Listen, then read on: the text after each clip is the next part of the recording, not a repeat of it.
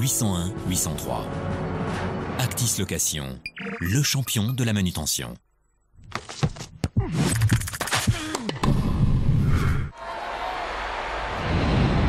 Vivez la passion du rugby sur Ensemble avec le 15.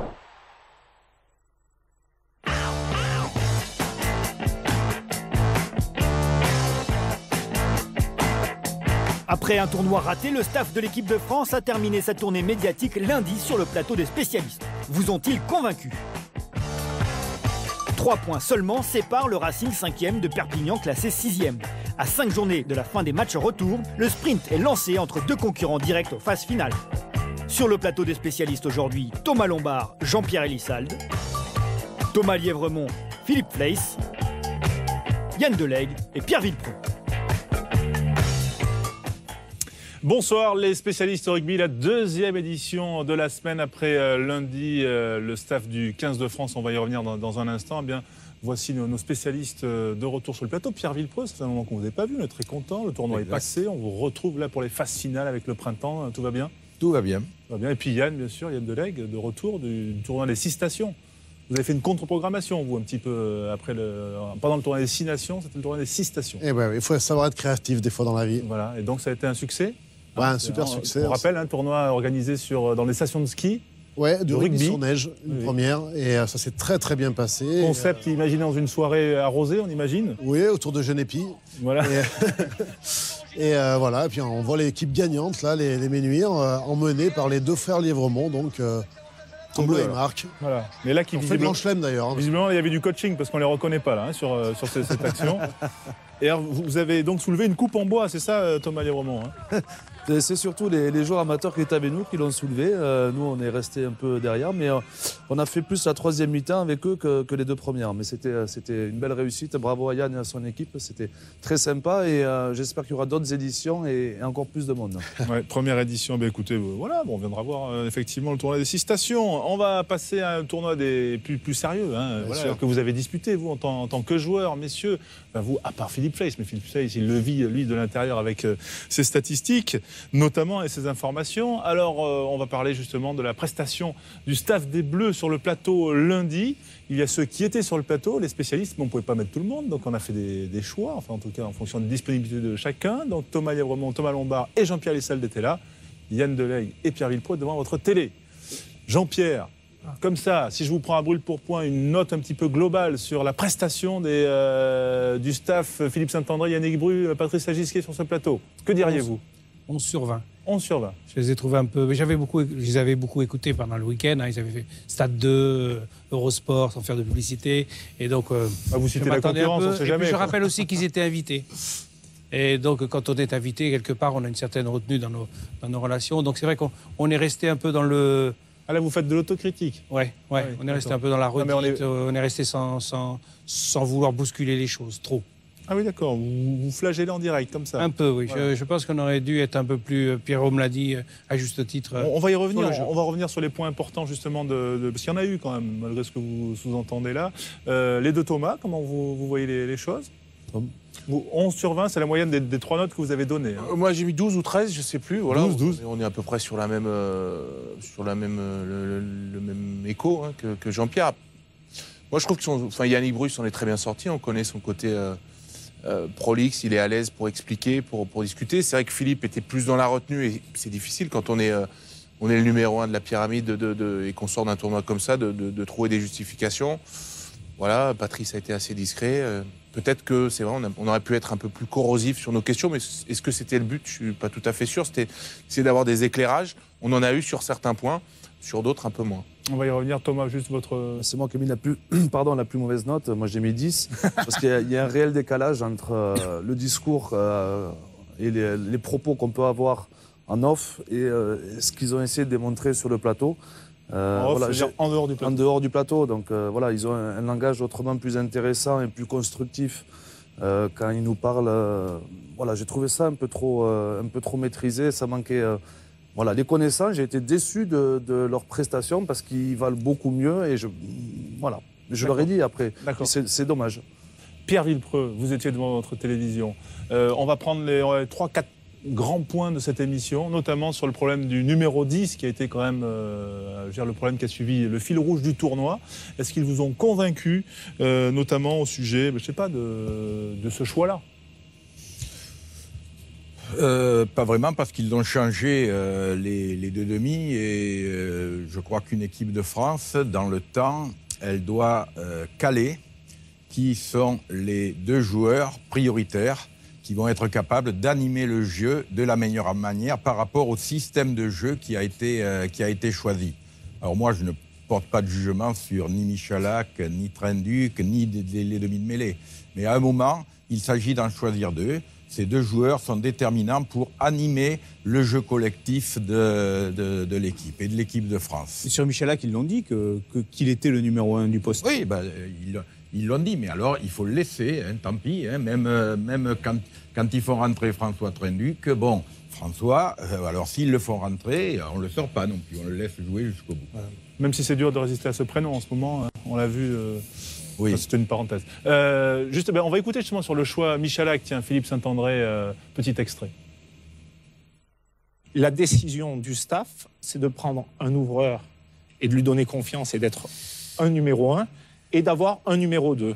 On a décidé, depuis l'Argentine, que Frédéric Michalak était le numéro 1. Sur les statistiques, il a commencé beaucoup plus de matchs que François Trenduc. Après, François a commencé contre l'Angleterre. Après, c'est vrai que contre l'Italie et contre le Pays de Galles, Frédéric n'était pas très bien au bout de 50 minutes. Le seul problème, c'est que en Italie, au moment où on a voulu faire du coaching, Yoann Huget a eu des crampes. Donc, François est passé 15.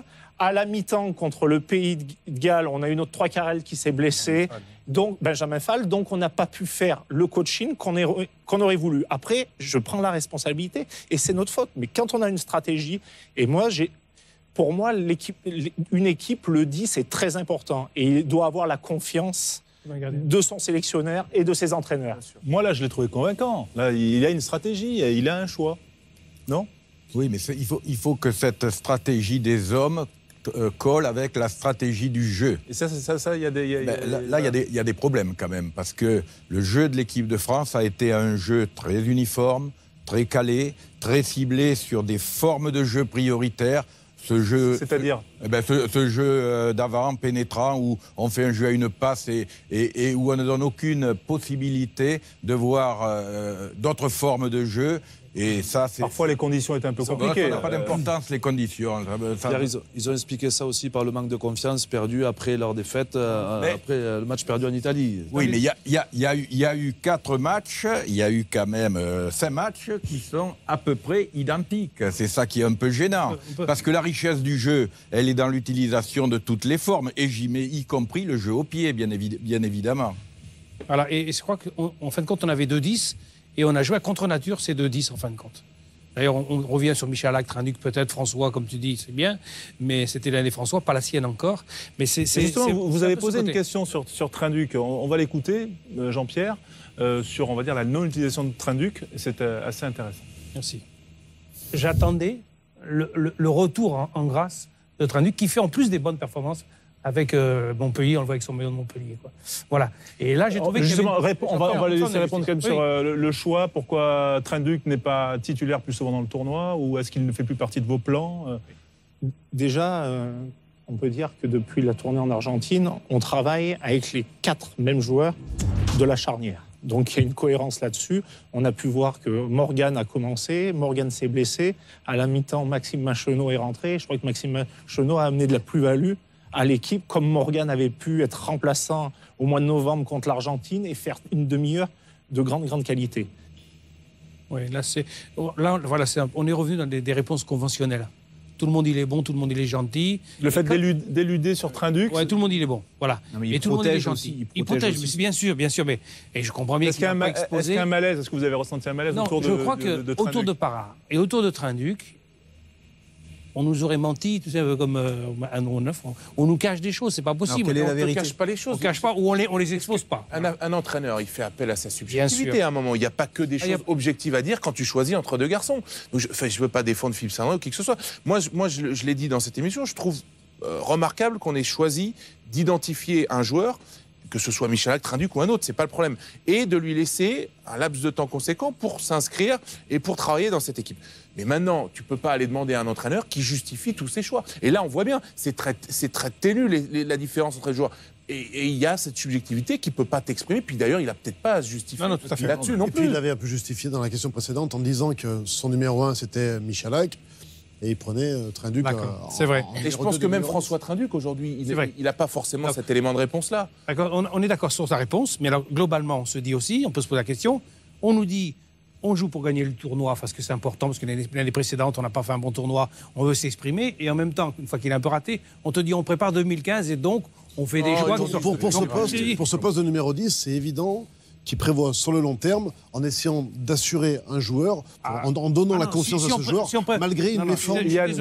Vous avez occupé ce poste en équipe de France, parfois avec des allers-retours, avec des longues périodes. Est-ce que ça, vous auriez aimé le vivre, en tout cas, ce qu'ils sont en train de, la confiance qu'ils donnent à Fred Michalak? Moi, j'ai jamais été aussi bien dans une équipe que quand je sentais la confiance des coachs. À partir de ce moment-là, je m'installais à ce poste, je prenais plus de responsabilités et je sentais après la confiance de mes partenaires. On l'a pas ressenti sur le terrain aussi, c'est un peu la déception. Parce qu'il y a d'autres raisons à ça, peut-être. Mais c'est à double. Fred, il n'est pas dans une forme. On l'a ressenti à l'automne. À l'automne, tout le monde était là pour dire c'est formidable. Michalak, c'est le 10 pour aller jusqu'à la Coupe du Monde. Il conduit le jeu à merveille. On est dans des bonnes situations offensives grâce à lui parce qu'il crée, il est inventif. Aujourd'hui, on l'est plus. Est-ce qu'une équipe qui était bonne, elle peut devenir comme ça subitement mauvaise? C'est ce que j'ai dit aussi. C'est le 10, c'est le joueur qui cristallise tous les problèmes collectifs. Je te réponds aussi. En novembre, il y a 3 matchs, là, il y en a 5. En novembre, il y a 3 victoires et là, il y a 3 défaites. Donc, on peut penser que les données ne sont pas tout à fait les mêmes. Et je dis, si on prépare 2015, alors on fait tourner les deux et on voit. Et on voit à quoi le jeu correspond le mieux. Parce que là, c'est très bien valorisant pour Mifred. Et tant mieux pour lui. Mais pour Trinduc, c'est dévalorisant. C'est dévalorisant. Donc, ce gosse-là, pendant 2 mois, il a rongé son frein. Il est moitié dépressif. Il a déjà vécu une Coupe du Monde. Moitié dépressif, là, vous exagérez. Voilà, ça fait partie. Ah, on ne sait pas. Puisque ça fait tant de bien la confiance. La méfiance, ça fait quoi, là? Pierre te parle de créativité, Pierre Villepreux. Comment veux-tu, quand tu es dans la créativité, dans la prise d'initiative, si tu changes en permanence le poste le plus stratégique de l'équipe où tout se passe, comment veux-tu que les joueurs aient des repères collectifs, Jean-Pierre, quand même? Si on prépare 2015, on n'est pas pressé. Il faut quand même qu'une équipe, et surtout une équipe de France, dans l'animation qui est proposée, si on veut vraiment aller dans une animation collective, je dis bien collective, qui soit cohérente, il faut que les demi animent ça. Et on ne peut pas les changer en permanence. J'ai personnellement joué en équipe de France de 66 à 72 avec 14 différents demi d'ouverture. Je peux vous dire que c'est préjudiciable au jeu collectif parce qu'on s'y perd. On s'y perd. Et ça n'a. Mais là, il n'y a pas de changement. Je dis, vous aviez toujours. Non, il n'y a pas de changement. Il y a une forme de continuité. Mais le fait qu'il y ait deux joueurs qui soient choisis, que l'on considère dans l'instant comme les meilleurs, qu'ils jouent régulièrement, ça n'empêche pas, dans les matchs faciles, de faire rentrer les autres. Il y a d'autres matchs où tout le monde jouera pour arriver à la Coupe du Monde avec des joueurs compétitifs. Je vous coupe. Les 2-10, on va dire, choisis aujourd'hui par Philippe Saint-André, ont eu un jeu au pied un petit peu en délicatesse avec leur jeu au pied. On a donc posé une question à Patrice Agisquet sur le choix d'un éventuel entraîneur de jeu au pied. Réponse. Oui, je pense qu'à un moment, il y en a besoin. Justement, quand on voit comment Johan Huget, qui aujourd'hui a un jeu au pied très intéressant, qui lui permet d'ailleurs d'effectuer de bonnes performances à l'arrière, comment il a travaillé, comment il a évolué. Il explique comment Jean-Baptiste l'a fait travailler. Jean-Baptiste Elissal. Jean-Pierre Elissal à Bayonne. Pas longtemps. Oui. Non, mais c'est vrai. Je pense que c'est important d'avoir des gens qui sont vraiment pointus sur ce genre de choses. Il y a des candidats ou des noms ou des gens que vous... Non, on a évoqué quelques noms entre nous, mais pour l'instant, il n'y a pas de... Pourquoi ce dossier est en jachère et n'a-t-on pas perdu trop de temps? Ma question. Moi, j'ai les noms, par contre, ceux qui sont proposés. Jean-Loup Gachassin. Non, mais bien sûr qu'il y a une qualité de jeu au pied qu'il faut avoir et ça se travaille techniquement, on est d'accord. Non, mais il y avait Gonzalo Quesada dans le précédent. Oui, mais au-delà de la technique du jeu au pied, je pense que ce soit François ou Fred, je pense qu'ils savent bien jouer au pied. Sincèrement, ils ont une qualité technique pour jouer au pied. C'est pas un problème. Quand j'entends les problèmes de longueur, pour moi, sincèrement, c'est des conneries. Si on fait une statistique sur les longueurs des jeux au pied des uns et des autres, je pense pas, à 5 mètres près, je pense pas qu'on soit bien plus court. En revanche, c'est une manière d'utiliser le pied. Et c'est peut-être là où on n'est pas très bon. On tape pas au bon endroit, pas au bon moment. Mais un entraîneur de jeu au pied peut pas justement aider? Bien sûr que oui. Mais là, Gonzalo Quesada, son travail. Est-ce qu'on aurait des noms? Est-ce que le problème, il pose le vrai problème du jeu au pied dans le jeu courant, c'est-à-dire le pourquoi qui ne correspond pas forcément au comment. C'est-à-dire vous pouvez vous entraîner techniquement autant que vous voulez. Si vous ne comprenez pas quand et où il faut taper, eh bien, ça ne fonctionnera pas. Je ne crois pas que ces deux joueurs sont en manque de qualité de jeu technique. Je ne le crois pas. Qui donc pour intégrer ce poste? Après, ce travail du jeu au pied dans le pourquoi on va jouer au pied et à quel moment, ça fait partie de toute la complexité du jeu. Et ça s'entraîne avec les entraîneurs qui y sont. Mais là, ça sous-entend aussi qu'ils ne travaillent pas au quotidien dans leur club, concrètement. Si ils ont besoin d'un entraîneur spécifique. C'est ce qu'on a dit aussi sur le plateau, c'est un problème de démarche individuelle. Voilà. Tu peux donner des moyens à un joueur, alors ça va peut-être être le cas visiblement, mais tu dois aussi attendre un retour de sa part en termes d'investissement. Et qui pour occuper ce poste? Est-ce qu'on peut soumettre des noms au staff? Nous, on est là pour... Chardot. Gonzalo Quesada, je sais que quand il entraînait l'équipe de France par rapport à ses buteurs, il entraînait, j'ai envie de vous dire, 10% de la technique. Après, il entraînait surtout les buteurs dans un sens mental, pour que ces joueurs-là aient confiance en eux, pour qu'ils soient proches du 100%. Et après, sur du jeu au pied tactique. C'est-à-dire que ton jeu au pied est positif ou est négatif sur chaque action. Et la critique, elle se faisait là. Et c'est là où il faut qu'elle se fasse, la critique. Le technique, ça représentera 10%. Vous avez été consultant à Bayonne. Vous pouvez être consultant pour le 15 de France ou pas, sur le jeu au pied? Non, c'est pas le cas. Non. Richard Dourte, vous disiez des infos? Moi, j'ai un autre cachas. Il y en a, les Yann Delegue, c'est une bonne solution. Mais Trinduc, quand même. Excusez-moi, mais Trinduc a travaillé 4 ans quand même avec Quesada, avec Gonzalo, non? Oui. Au moins 2-3 ans. On ne sait pas s'il a travaillé. On ne sait pas comment il a travaillé. C'est comme le vélo, quand même. On ne sait pas comment il a travaillé. Ça dépend. Vous voulez dire quoi? On ne sait pas comment il a travaillé. Parce qu'on ne connaît pas la qualité du travail qu'il y a eu entre Gonzalo et François Trinduc, c'est tout. Il faudrait que eux puissent le dire. Mais Morgane Parra le dit. Lui, il a dit. Le jeu au pied, il rentre dans un style de jeu à définir. Est-ce que le jeu au pied est une priorité ou est-ce que c'est l'atout dont on se sert quand les solutions de jeu à la main sont épuisées? Pierre, tu as raison, et c'est au staff de l'équipe de France de gérer ça. Sauf que taper un coup d'envoi, ils ne vont pas s'amuser à préparer la Coupe du Monde à taper des coups d'envoi. Et c'est un truc quand même basique. C'est un sujet à part où là je te rejoins complètement. C'est basique. Et les tirs au but. Là, je ne sais pas l'entraînement de Fred Michalak par rapport au coup d'envoi. Je sais que par exemple, c'est Wilkinson qui est à Toulon. Je pense qu'à Toulon, il s'entraîne davantage peut-être à taper les coups de pied par-dessus en regroupement ou une mêlée, qui est un jeu au pied de numéro 9. Et peut-être moins sur les renvois. Parce que c'est vrai que ça, c'est vraiment que technique pour le coup, puisque le jeu est arrêté à ce moment-là.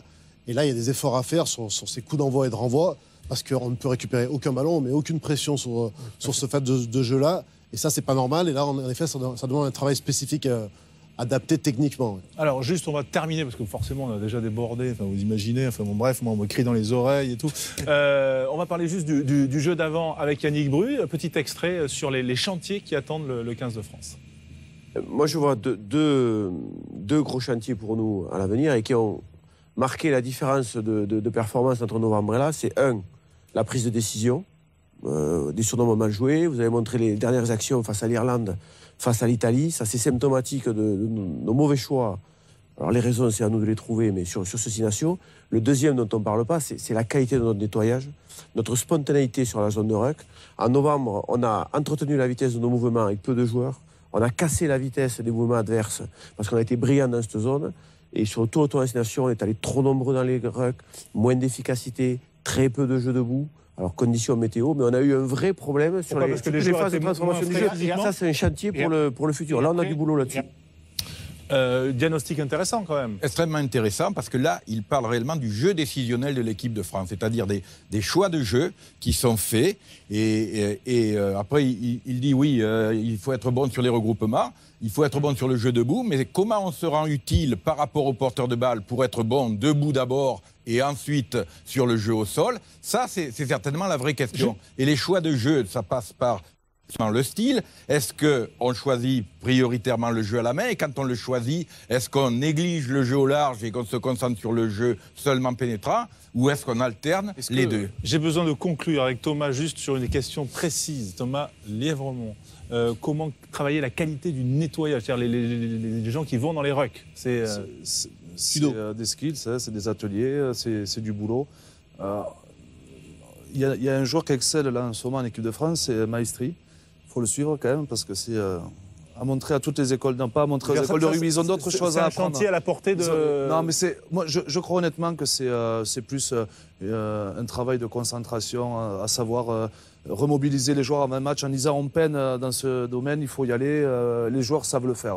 C'est une prise de conscience. Un bonus avec ils savent le faire, mais ils savent surtout le faire quand on avance. Et aujourd'hui, se mettre dans la situation où on avançait, comme c'était le cas en novembre, ça facilite. C'est vrai, Yannick qui dit on vient être trop nombreux. Mais pourquoi on vient trop nombreux? Parce que comme on joue sur la ligne d'avantage ou derrière la ligne d'avantage, on n'est jamais dans l'avancée. Et c'est la défense qui vient gratter. Donc on est obligé de venir à 2, à 3, à 4 pour nettoyer. Elle est là, le premier chantier, c'est retrouver cette avancée qu'on avait en novembre. Et après, tout va aller beaucoup plus facilement. Et Yannick en parle de cette avancée. Voilà. On vous donne combien à vous ce soir, là, la note sur le, Non, là, sur le débrief du débrief.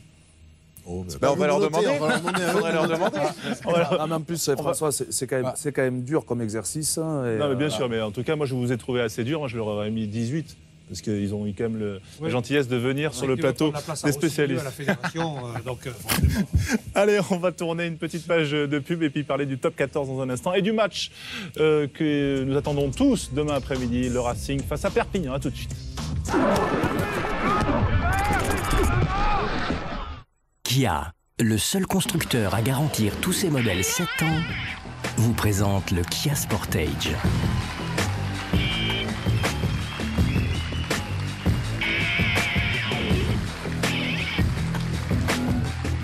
Kia Sportage, à partir de 18 600 €. Kia.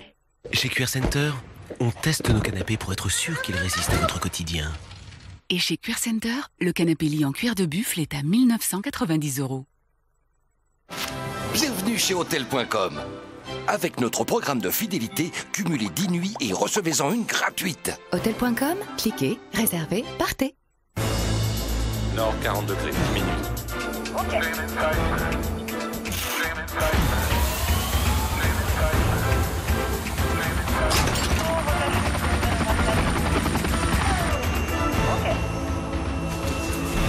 Nord 40 degrés.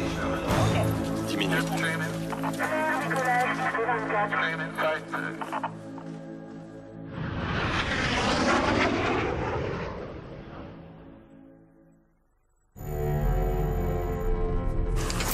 So, what is your name? Matt Anderson. And what is the make and model of your car? I drive a stunning pearl white Citroen DS5. 200 brake horsepower, 4-wheel drive, 88 grams of CO2, and 3.4 liters per 100 kilometers. Can't be true. Citroën DS5, hybride et diesel.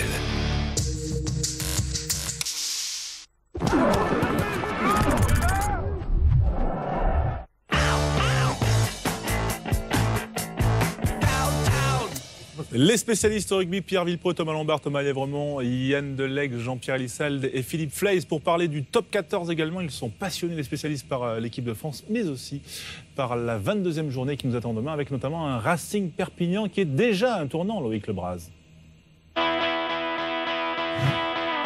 En 2013, le Racing mène un train d'enfer avec déjà 8 victoires consécutives. Un record pour cette saison qui force l'admiration de l'entraîneur de Perpignan. Comme les Tournais avaient dominé la première partie du championnat, je dirais que vraiment le Racing domine la seconde partie. Mais si le Racing a battu Toulon à Mayol, Perpignan, lui, est allé s'imposer à Toulouse et reste sur 4 victoires d'affilée.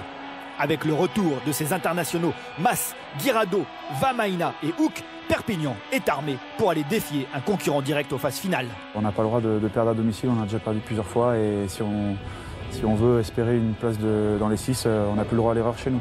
Je sens les joueurs assez concernés, mais dans nos têtes, en tant que staff, on connaît très bien les dangers de ces matchs qui arrivent. Pour ces deux équipes au coude à coude, Racing Perpignan est donc un match capital au parfum de 8e de finale.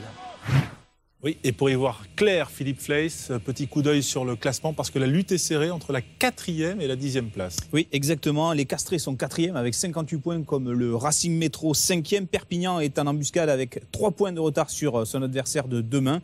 Montpellier, vous le voyez, est 7e avec le même nombre de points que Perpignan. Et puis derrière, on retrouve des équipes qui sont pour l'instant distancées en vue de cette 6e place. Grenoble, le Stade Français et Biarritz. Alors, on va se concentrer juste sur Racing Perpignan puisque c'est une confrontation directe. Également Montpellier. Philippe, juste, on va continuer avec vous. Le Racing, c'est un peu la meilleure équipe de l'année. C'est la meilleure équipe de 2013. 7 matchs depuis le 1er janvier 2013. 35 points possibles à prendre. Donc, Et le Racing en a pris 28, 7 victoires, pas de bonus offensif. Perpignan en a pris 25, tout comme Clermont. Montpellier seulement 14. Et puis derrière, on voit que Grenoble a lâché prise avec 10 points seulement. Oui, cela vous inspire quoi, messieurs, cette confrontation directe? C'est le perdant, surtout Perpignan, c'est en cas de défaite et largué? Ça paraît compliqué. Même si le Racing, en perdant, peut toujours y croire, si Perpignan perd, ça va être très très difficile. Ça va être très difficile de rejoindre le Racing. Maintenant, ils seront encore dans les 6 quand même. Parce qu'après, il y a une lutte avec Montpellier aussi. Sauf si Montpellier va l'emporter à Grenoble. Petit coup d'œil quand même sur le programme des Catalans, Philippe, et des Racingmen. Donc les Perpignanais vont au Racing donc, ce week-end. Ils recevront ensuite Castres et puis après disputeront un quart de finale de challenge européen face à Toulouse, à Aimé Giral. Ils recevront ensuite le Biarritz Olympique et puis ils termineront la saison par 2 déplacements à Agen qui sera peut-être condamné et puis surtout à Montpellier, un concurrent direct pour cette qualification. Il y a une différence, c'est ce match de challenge quand même qui tombe pas forcément très bien pour les Catalans parce qu'à domicile, ils vont quand même être obligés de jouer face à Toulouse qui va peut-être venir armer, laisser de l'énergie. Et il y a aussi une profondeur d'effectifs qui va en faveur du Racing, qui rentre petit à petit tout le monde. Qui n'aura pas la Coupe d'Europe. Une machine de guerre impressionnante par rapport au nombre de joueurs qui sont susceptibles de jouer, au rugby qui pratique et quand même. Il y a quand même des gastros cette semaine, Philippe. Oui, notamment Juan Martin Hernandez, il y a Juan Imhoff qui est. Oui, il y a des incertitudes. Mais c'est un match qui est une vraie bascule psychologique pour l'une comme pour l'autre des équipes. Si le Racing gagne, on peut envisager même mieux, c'est-à-dire recevoir en barrage, etc. Parce que là, ils vont effrayer tout le monde, c'est certain. Déjà qu'ils commencent, tout le monde tremble un peu à l'idée de les affronter.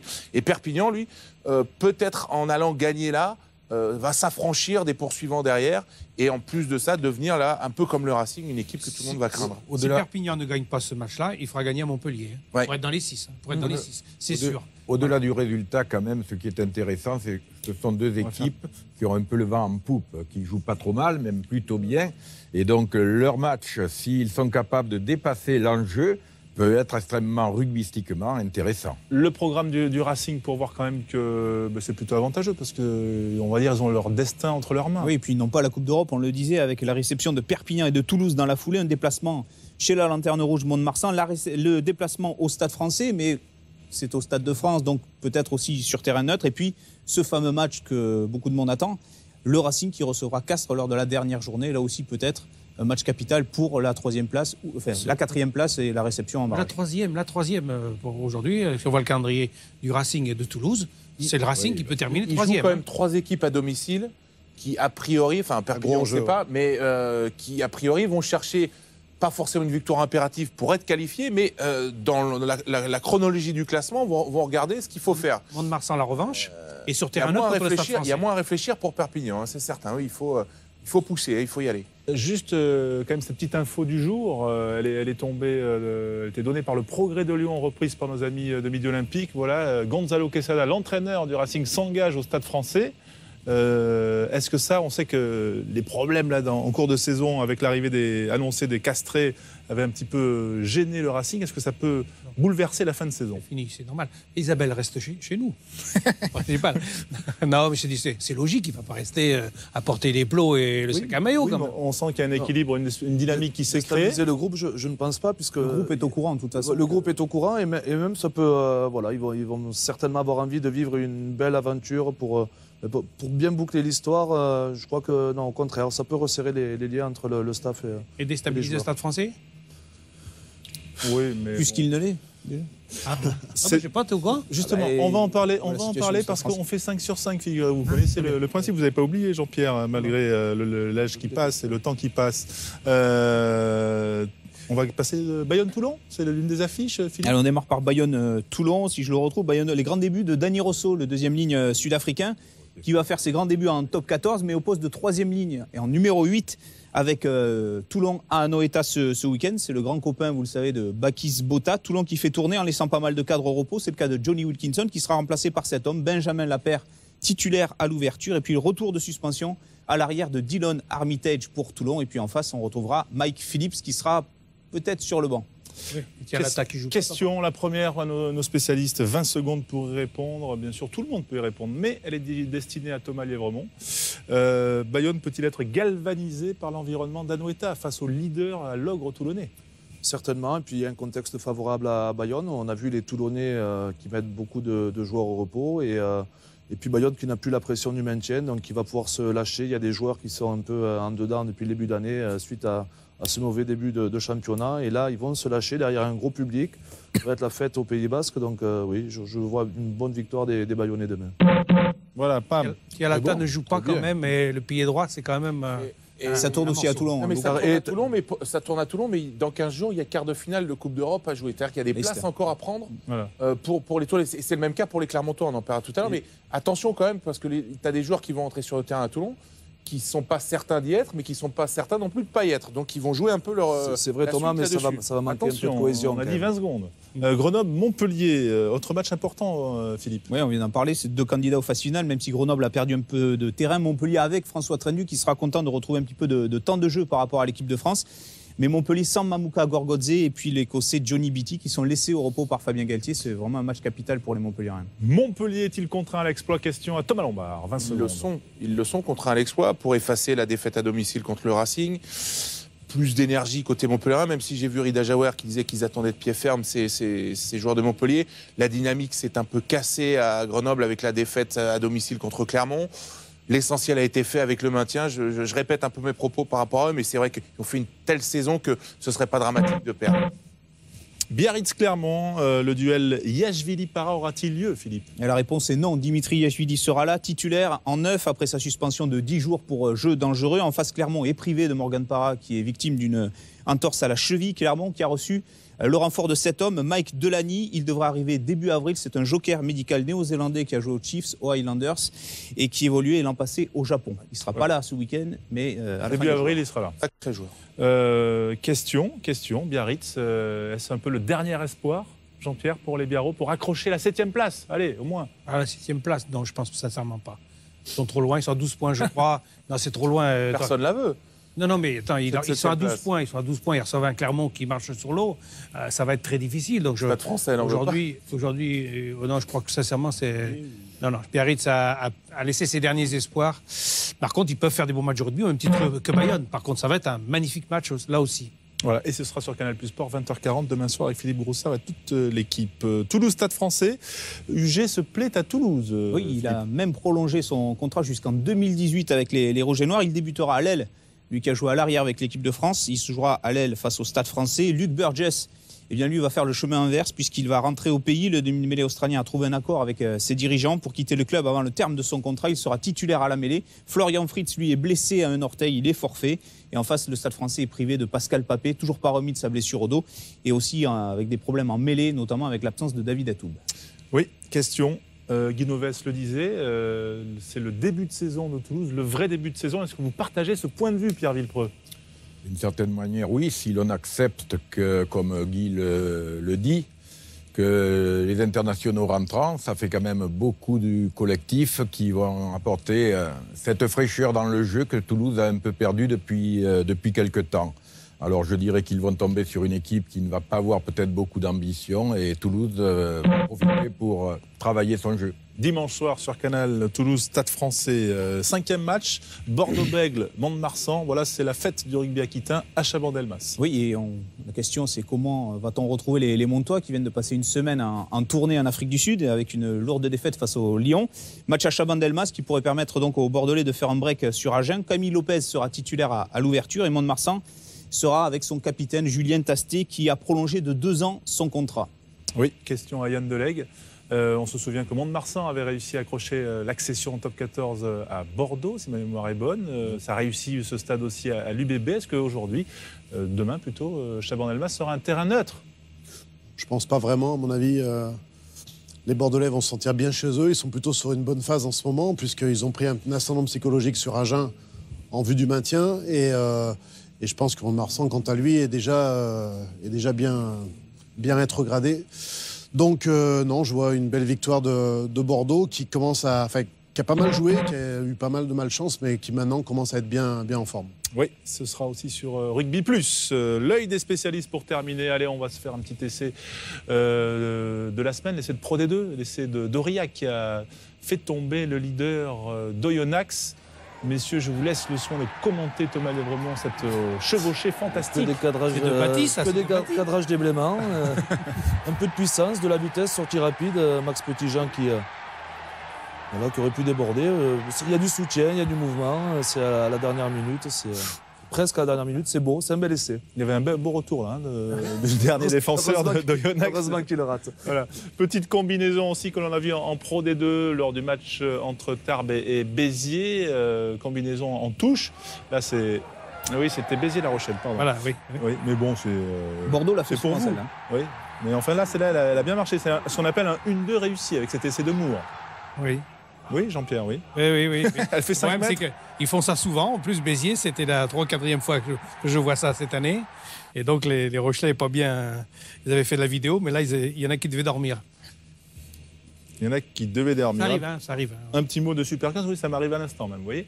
Un petit mot de Super 15 avec cette image de Liam Messam, Thomas, qui est rentré le 3e ligne des All Blacks avec son équipe des Chiefs. C'était la semaine dernière. C'est 100e en Super 15. Regardez le retour au vestiaire après le match. Ses partenaires de club. C'est un Harlem Shake revisité. On ne peut pas rigoler quand même de dos. Hein, le AK. Des Chiefs.